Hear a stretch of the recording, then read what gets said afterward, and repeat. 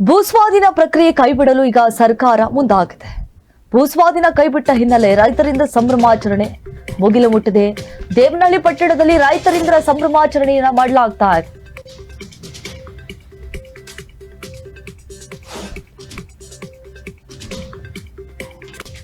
ಒಂದು 1777 ಎಕರೆ ಭೂಸ್ವಾಧೀನಕ್ಕೆ ನೋಟಿಫಿಕೇಶನ್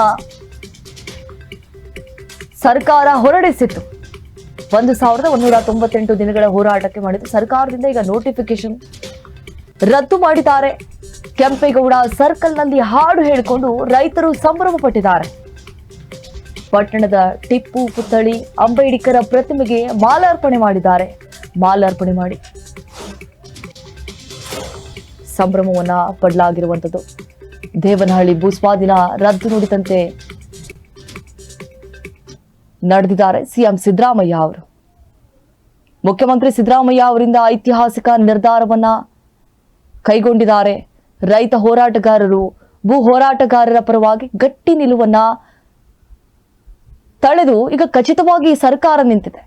ವಿರೋಧ ಪಕ್ಷದ ನಾಯಕರಾಗಿದ್ದಾಗ ರೈತ ಪರ ನಿಲ್ಲುವ ಭರವಸೆಯನ್ನ ಕೊಟ್ಟು ಈಗ ನುಡಿದಂತೆ ನಡೆದಿದ್ದಾರೆ ಮುಖ್ಯಮಂತ್ರಿ ಸಿದ್ದರಾಮಯ್ಯ. ಮುಖ್ಯಮಂತ್ರಿ ಸಿದ್ದರಾಮಯ್ಯ ಅವರ ಅಧ್ಯಕ್ಷತೆಯಲ್ಲಿ ಇವತ್ತು ವಿಧಾನಸೌಧದ ಸಭಾಂಗಣದಲ್ಲಿ ನಡೆದಂತಹ ದೇವನಹಳ್ಳಿ ತಾಲೂಕು, ಚನ್ನರಾಯಪಟ್ಟಣ ಹಾಗೂ ಇತರ ಗ್ರಾಮಗಳಲ್ಲಿನ ಭೂಸ್ವಾಧೀನ ಪ್ರಕ್ರಿಯೆಗೆ ಸಂಬಂಧಪಟ್ಟಂತೆ ಅಧಿಕಾರಿಗಳ ಹಾಗೂ ರೈತ ಮುಖಂಡರ ಸಭೆಯಲ್ಲಿ ಮತ್ತು ಆ ಬಳಿಕ ಪತ್ರಿಕಾಗೋಷ್ಠಿಯಲ್ಲಿ ಕೆಲವೊಂದು ಮುಖ್ಯಾಂಶಗಳನ್ನು ಹೇಳಿದ್ದಾರೆ. ದೇವನಹಳ್ಳಿ ತಾಲೂಕು, ಚನ್ನರಾಯಪಟ್ಟಣ ಹಾಗೂ ಇತರ ಗ್ರಾಮಗಳಲ್ಲಿನ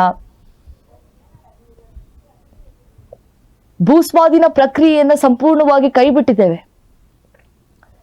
ಸರ್ಕಾರ ಭೂಸ್ವಾಧೀನ ಪ್ರಕ್ರಿಯೆಯನ್ನ ಸಂಪೂರ್ಣವಾಗಿ ಕೈಬಿಡಲು ನಿರ್ಧರಿಸಿದೆ. ಹಾಗೆ ಕೆಲವು ರೈತರು ಜಮೀನನ್ನ ಕೊಡಲು ನಾವು ಸಿದ್ಧರಿದ್ದೇವೆ ಅಂತ ಹೇಳಿ ಮುಂದೆ ಬಂದಿದ್ದಾರೆ. ಜಮೀನು ನೀಡಲು ಇಚ್ಛಿಸುವವರ ಜಮೀನು ಸರ್ಕಾರ ಸ್ವಾಧೀನಪಡಿಸಿಕೊಳ್ಳಲಿದ್ದು ಅವರಿಗೆ ಹೆಚ್ಚಿನ ಪರಿಹಾರ ಮತ್ತು ಅಭಿವೃದ್ಧಿಪಡಿಸಿದಂತಹ ಜಮೀನನ್ನ ಕೊಡಲಾಗುತ್ತೆ. ಅಂತ ರೈತರಿಗೆ ಮಾರ್ಗಸೂಚಿ ದರಕ್ಕಿಂತ ಹೆಚ್ಚುವರಿ ದರವನ್ನ ಕೊಡುತ್ತೆ.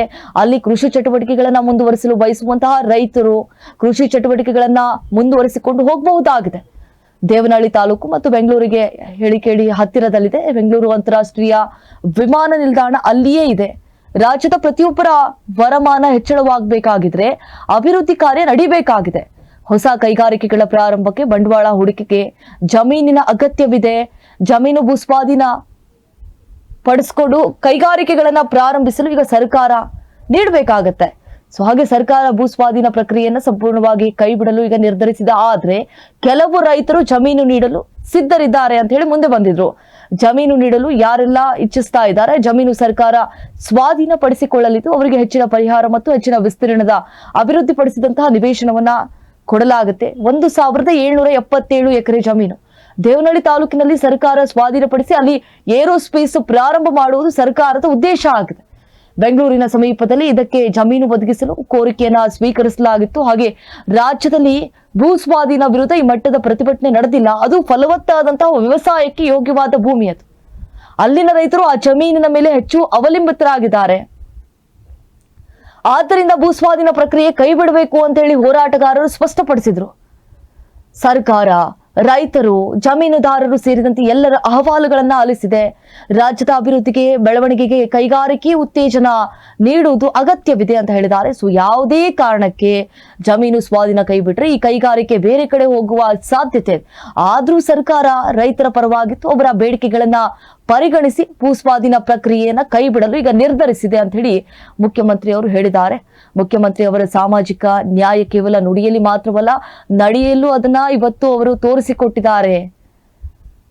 ಸಚಿವರಾದಂತಹ MB Patil, KH Muniyappa, HK Patil, Krishna Byregowda, Priyank Kharge, Byrathi Suresh, ಮುಖ್ಯಮಂತ್ರಿ ಅವರ ರಾಜಕೀಯ ಕಾರ್ಯದರ್ಶಿ ಆಗಿರುವಂತಹ ನಜೀರ್ ಅಹಮದ್, ಕಾನೂನು ಸಲಹೆಗಾರ ಪೊನ್ನಣ್ಣ, ಅಡ್ವೊಕೇಟ್ ಜನರಲ್ ಶಶಿಕಿರಣ್ ಶೆಟ್ಟಿ, ರೈತ ಪ್ರತಿನಿಧಿಗಳು ಕೂಡ ಮತ್ತಿತರರು ಉಪಸ್ಥಿತರಾಗಿದ್ದರು. ಈಗ ಪಟ್ಟಣದ ಟಿಪ್ಪು ಪುತ್ಥಳಿ ಅಂಬೇಡ್ಕರ್ ಪ್ರತಿಮೆಗೆ ಮಾಲಾರ್ಪಣೆ ಮಾಡುವಂತಹ ಮೂಲಕ ಸಂಭ್ರಮ ಪಟ್ಟಿದ್ದಾರೆ. ಯಾಕಂದ್ರೆ ಈಗ ಒಂದು ಐತಿಹಾಸಿಕ ನಿರ್ಧಾರವನ್ನ ಸಿಎಂ ಸಿದ್ದರಾಮಯ್ಯ ಅವರು ತೆಗೆದುಕೊಂಡಿದ್ದಾರೆ. ಭೂಸ್ವಾಧೀನ ಪ್ರಕ್ರಿಯೆ ಕೈಬಿಡಲು ಈಗ ರಾಜ್ಯ ಸರ್ಕಾರ ಮುಂದಾಗಿರುವಂಥದ್ದು. ದೇವನಹಳ್ಳಿ ಪಟ್ಟಣದಲ್ಲಿ ರೈತರಿಂದ ಸಂಭ್ರಮಾಚರಣೆ ಕೂಡ ಮುಗಿಲು ಮುಟ್ಟಿತ್ತು.